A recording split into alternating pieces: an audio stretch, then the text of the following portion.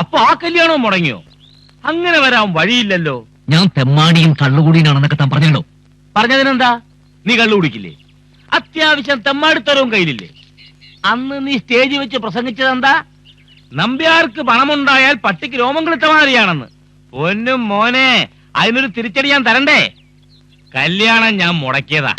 നമ്പ്യാരെ വാക്കിനും നാട്ടാറ് വില കൽപ്പിക്കുമെന്ന് നിന്നെ ഒന്ന് ബോധ്യപ്പെടുത്തണ്ടേ? ചേച്ചേ, തന്നെ ഞാൻ ബോധ്യപ്പെടുത്തി തരാടൂ. തന്റെ മകനൊരുത്തിന് അമേരിക്കയിലുണ്ടല്ലോ, അവന്റെ കല്യാണം നടക്കുന്നു കാണട്ടെ. ഈ പഞ്ചായത്ത് നിന്നല്ല, ജില്ലയിൽ നിന്നല്ല, ഈ സംസ്ഥാനത്ത് നിന്ന് അവൻ കിട്ടൂല.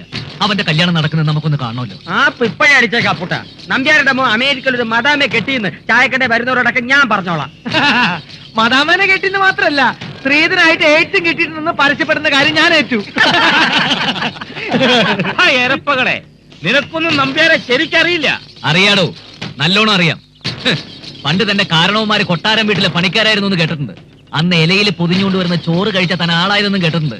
ആ കൊട്ടാരം വീടിനെ പറ്റി ഒരു അക്ഷരം പറഞ്ഞാലുണ്ടല്ലോ. നീ എന്താ ആളുകളെ കൂട്ടി വന്ന് ഭീഷണിപ്പെടുത്തുക?